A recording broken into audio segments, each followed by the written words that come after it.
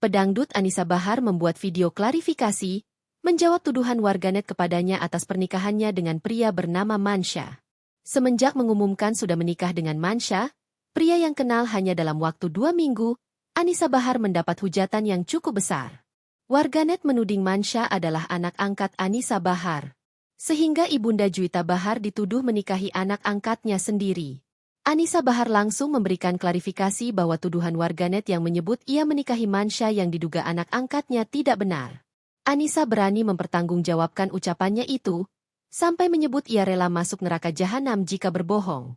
Anisa merasa sangat terganggu dengan tuduhan warganet, yang menyebut dirinya menikahi anak angkatnya sendiri, padahal faktanya tidak.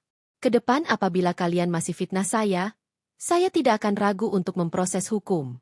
Saya tidak main-main, akan proses oknum yang mencemari nama baik saya demi keuntungan pribadi, jelasnya. Anisa Bahar mengakhiri video klarifikasinya dengan pesan yang menyentuh kepada warganet, agar tidak asal menuduh jika tidak suka dengan seseorang.